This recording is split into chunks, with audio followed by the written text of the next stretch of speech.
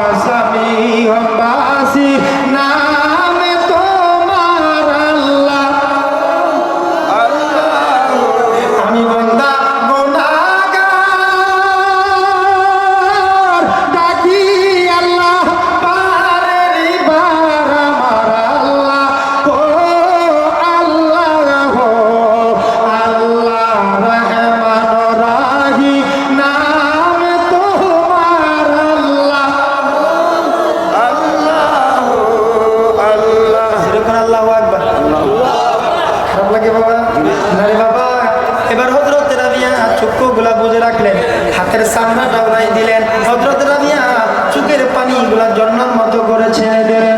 এবার মুখ ফেটে কোনো কথা বলতে পারেন নাই, এবার কু শব্দ পর্যন্ত করেন নাই। জালিম বাদশা যদি হযরত রাবিয়া যদি কু শব্দ করে কান্নাকাটি করে, জালিম বাদশা রাবিয়ার গালের মধ্যে থাপ্পড় মারবে রে বাবা। এই জন্য কোনো শব্দ করেন নাই, চোখের পানি ছেড়ে শুধু কান্দে। এবার ডাক্তার কই হাতের মাধ্যমে চামড়াটা ছিলে দিলেন, চামড়াটা শোনাইয়া এবার ডাক্তার কই বন্ধু দেখো মানুষের হাড্ডির জোড়া এক নাকি আর মুরগির হাড্ডির জোড়াটা দুইটা এক নাকি। এবার ডাক্তার কই ঠিক আছে, মানুষের হাড্ডির জোড়া আর মুরগির জোড়া এক। জোরে কোন আল্লাহু আকবার, আরো জোরে বলেন না ইয়া রাসূলুল্লাহ। বন্ধুরা রে আমার, হযরত রাবিয়া বসে এত কষ্ট করলেন রে বাবা, তারপরও রাবিয়া ডাক দেয় কই আল্লাহ রে, ও মাওলা তোমাকে চাই, আমি তোমাকে চাই, তোমার প্রেমে পাগল হইয়া তোমার জন্য এত কষ্ট করতেছি, এত নির্যাতন সহ্য করতেছি, কিন্তু আমি মুখ ফুটে কিছু বলি না, তারপর তুমি আল্লাহকে আমি চাই। আমার আল্লাহ ডাক দেয় কই বান্দি, ও আমার বান্দি, আমি তোমাকে কবুল করে ফেলেছি, আমি আল্লাহ তোমার সঙ্গে দেখা দিব। এই কথা বলার পরে যখন সন্ধ্যা হয়ে গেল রে বাবা, সন্ধ্যা হয়ে যাবার পরে বাবারা হযরত রাবিয়ার জন্য বাদশার ঘরের মধ্যে বিল্ডিং এর মধ্যে জায়গা দিলেন। সুবহানাল্লাহ। রাবিয়া বসরি কয় আমি বিল্ডিং এর মধ্যে ঘুমাইতাম না, ওই বারিন্দার মধ্যে একটা জায়গা করে দেই, কোন বারিন্দা তো ঘুমাইতাম না, ওই ছাদের উপর একটা ঘর করে দে। রাবিয়া বসরি কই না আমি ছাদের উপর ঘুমাইতাম না।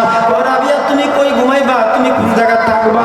রাবিয়া বসরি ডাকতা কই এবার বাদশা গো আমার জন্য ছাদের উপরে নয়, বিল্ডিং এর মধ্যে নয়, ঘরের ভিতর নয়, বারিন্দায় নয়, বাড়ির পাশে একটা কোণার মাধ্যমে ওই গানের মাধ্যমে খেজুরের ডালা দিয়ে, খেজুরের গাছের ডালা দিয়ে, খেজুরের দান দিয়া উপরে ছাউনি দিয়ে একটা ঘর করে দিবা, ওই ঘরটার মধ্যে আমি আল্লাহর ইবাদত করব। সুবহানাল্লাহ। না ইয়া রাসূলুল্লাহ, মানুষ বিল্ডিং এর পাগল ঠিক নি, লেপ্টু যুগের পাগল। আগের যুগের আল্লাহর ওলিরা লেপ্টু যুগের মধ্যে ভালো করে ঘুমাইতেন না। অনেক অনেক ইতিহাস আছে, আল্লাহর ওলিরা যখন ঘুমাইতেন দাড়ির উপরে ঘুমাইতেন, মাথার উপরে ইট দিতেন। কথা বলেন ঠিক কিনা? এখন তো বড় বড় বিশ্বাস যারা আছে কি করে জানেন নি, 3 হাত লম্বা উষা তুসুক ঠিক নিও, বালিশ একটা দিব মনে করেন যে 12 হাত লম্বা। বুঝছেন না? বোঝার জন্য বলছি বাবা, আল্লাহ কই এত সুখ শান্তির মাধ্যমে আমি আল্লাহ নাই। কথা বলে ঠিক কিনা? আপনি ফজরের আজান দিয়েছেন, কম্বল করে ঘুমাইছেন সুখে, শীত করে ফজরের আজান দিছে, উযু করার জন্য ভয়ে গেছেন না বাবা। আল্লাহ কই বান্দা, আমার যে বান্দা যে বান্দি ফজরের আজান দিলে ওই ঠান্ডা কোন করে শীতের মাধ্যমে ঠান্ডা পানি দিয়ে উযু করে ফজরের নামাজ পড়বে, আমি আল্লাহ তাকে কবুল করে তার নামাজটাকে আল্লাহ কবুল করে। সুবহানাল্লাহ, সুবহানাল্লাহ।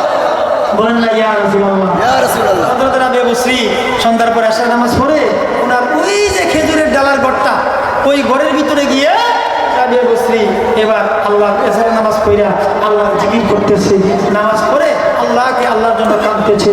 হঠাৎ করে আমার আল্লাহকে, রাবিয়া আমি আর থাকতে পারলাম না, আমি আর আরশে থাকতে পারলাম না, রাবিয়া গো আমি তোমার ডাকে আর সাড়া না দিয়ে পারলাম না, এ রাবিয়া আমি না আর থাকতে পারবো না, তোমার ভাঙ্গা ঘরে এসে হাজির হয়ে যাবো। সুবহানাল্লাহ, সুবহানাল্লাহ। আমার বন্ধুরা বাবা, হযরতে রাবিয়া ওই ঘরের ভিতরে ইবাদত বন্দেগী করতেছে রে বাবা। হঠাৎ করে আসমান থেকে একটা নূরের তাজাল্লি রাবিয়ার ঘরের মাধ্যমে পড়লেন। এবার নূরের তাজাল্লিটা একটা মাথা ছিল আসমানের মাধ্যমে, আরেকটা মাথা ছিল হযরতে রাবিয়ার ঘরের ভিতরে।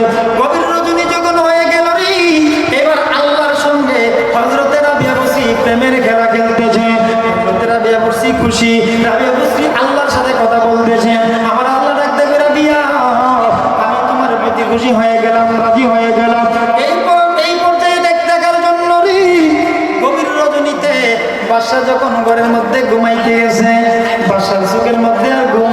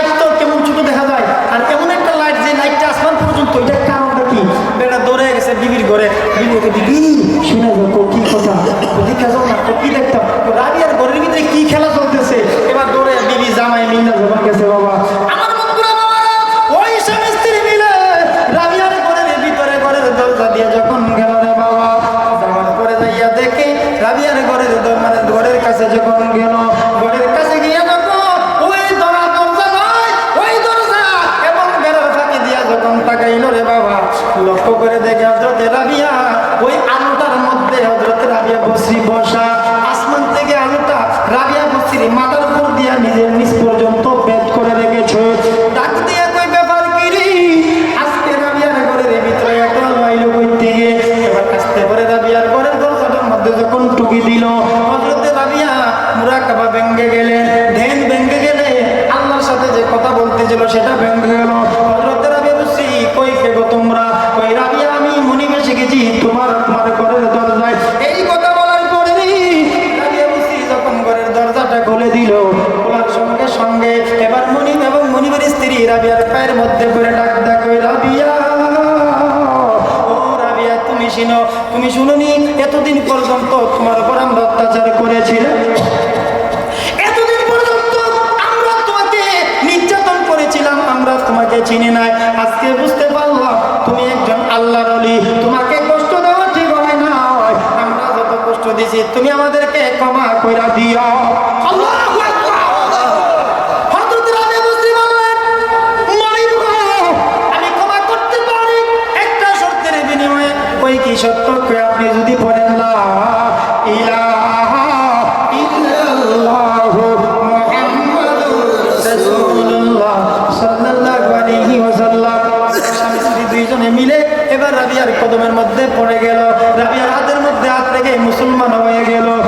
এবার ওই বাদশা ডাকতে কই রাবিয়া রে, সেই আলোটা আসমানের মধ্য থেকে জমিনে তোমার উপর দিয়ে বেদ করে রেখেছে, ওই আলোটা কি একটু তোমার কাছে জানতে চায়। হযরত রাবিয়া বসরি ডাক দিয়া কই মনিব গো, এই আলোটা তো অন্য কেউ না, আমার আল্লাহর নূরের আলো, আমার আল্লাহ আমার প্রতি ইবাদতের মাধ্যমে, আমার নামাজে আমার ইবাদতে খুশি হইয়া, আমার শুকরিয়াতে খুশি হইয়া, আমার ধৈর্য পরীক্ষায় খুশি হইয়া, আমি আমার আল্লাহ আমাকে নূরের আলো দিয়ে আমি রাবিয়ার সাথে কথা বলেছে, আমার সঙ্গে কথোপকথন করেছে। জোরে কর আল্লাহু আকবার। আল্লাহু আকবার। বলেন না ইয়া রাসূলুল্লাহ।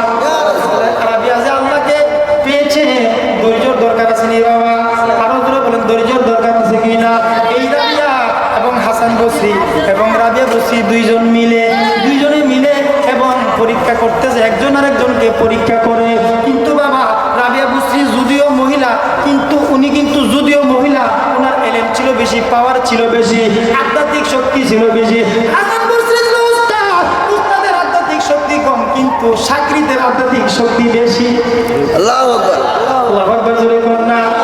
এরকম আসেনি, অনেক বিশ্বাস আছে পীরের ক্ষমতা যতটুকুই থাকো, কিন্তু এমনও মুরিদ আছে মুরিদের ক্ষমতা পীরের চাইতে বেশি। সুবহানাল্লাহ।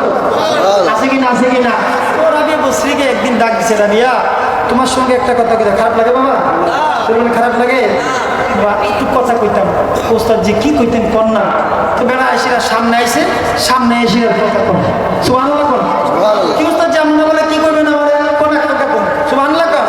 ওরে দেখায়া তো রূপের জ্বালা, ওরে মন কইরা সয়দা সি আমি, আরে কতই ভালোবাসি, আমার মুর্শিদ কেন বুঝে না রে আমি, আরে কতই ভালোবাসি। কথা বলেন ঠিক কিনা?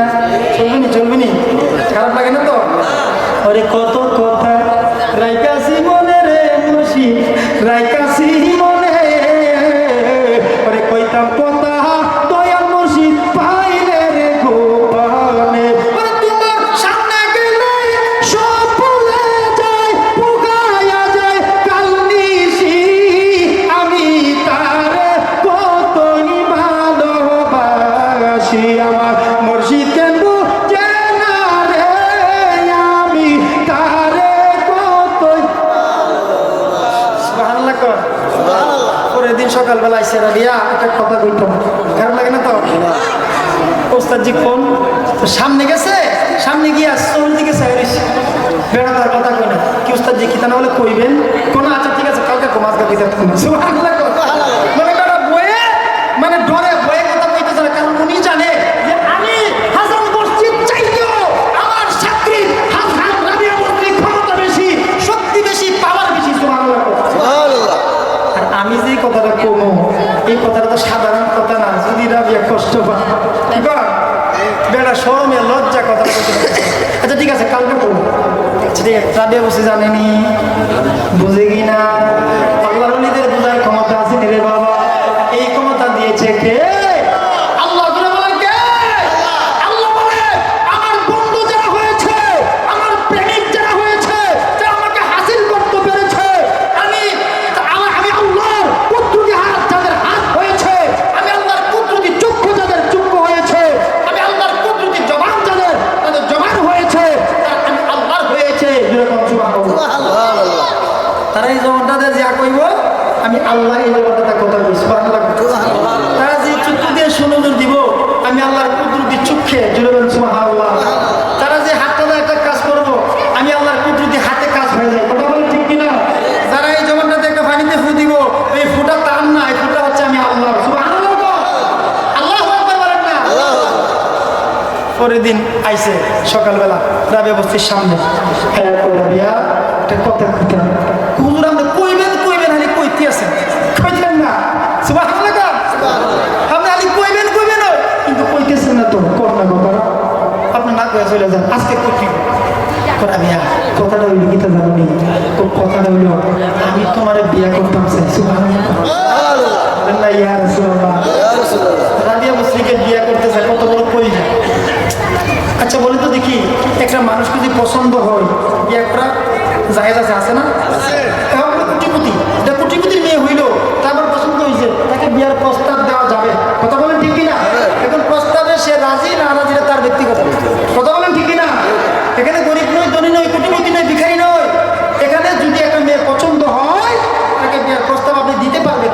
এতে রাগ হিংসার কিছু নয়, রাগের কিছু নয়। আপনার ভালো লাগছে না, আপনি নিষেধ করবেন বাবা এখানে বিয়ে শাদী হবে না, তোমার স্থান আর আমার স্থান অনেক উঁচু নিচু, তোমার সংসারে আমি চাইলে তুমি পারবে না। আমার বাবার থেকে আমার প্রতিদিনের খরচ আছে 1000 টাকা, আর তুমি রুজি করো 600 টাকা। কি আমার খরচ হয়ে দিবে না? আমার বাতি কথা বলেন ঠিক কিনা? কথা বলেন ঠিক কিনা? হুজুর কথাটা তো ঠিকই কইছেন, আমি রাগ করতাম না, গুসও করতাম না। তবে আমার একটা কথা খেয়াল আছে তো আপনাদের? মনোযোগ করে খেয়াল করবেন বাবা। ওলি আল্লাহদের কত পাওয়া, নবীর প্রেমিকদের কত পাওয়া, নবী ওয়ালা যারা হয়েছে, ওলি আল্লাহকে যারা ভালোবেসেছে তাদের ক্ষমতা বেশি কত। দুই রকম। সুবহানাল্লাহ। বাবারা রাবিয়া বলছে হুজুর কথা কইছেন ঠিক, তবে আমার কথা হচ্ছে আমি আপনাকে বিয়ে করব, আপনাকে রাজি, আমি রাজি আছি, কিন্তু আমার একটা প্রশ্ন আছে। আমার প্রশ্ন হইল আমি রাবিয়া মহিলা না পুরুষ? আপনি হাসান বসরি মহিলা না পুরুষ? এই কথাটা যদি বলতে পারে তাহলে যেদিন আপনি উত্তর দিতে পারবেন সেদিন আমি রাবিয়া আপনার সঙ্গে বিবাহ বন্ধনে আবদ্ধ হয়ে যাবো। সুবহানাল্লাহ। বলেন না ইয়া রাসূলুল্লাহ। আচ্ছা বলুন তো দেখি হাসান বসরি মহিলা না পুরুষ?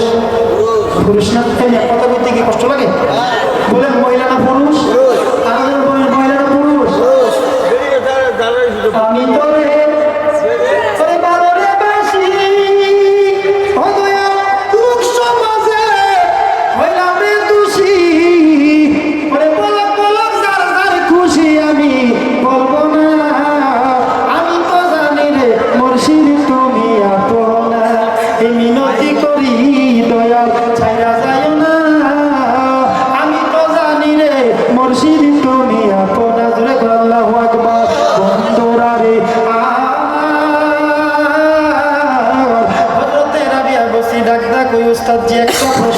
আমার একটা প্রশ্ন থাকবে, আপনি মহিলা না পুরুষ যেদিন আপনি বলতে পারবেন ওই দিন আমি রাবিয়া আপনার সঙ্গে বিবাহের বন্ধনে আবদ্ধ হয়ে যাইব।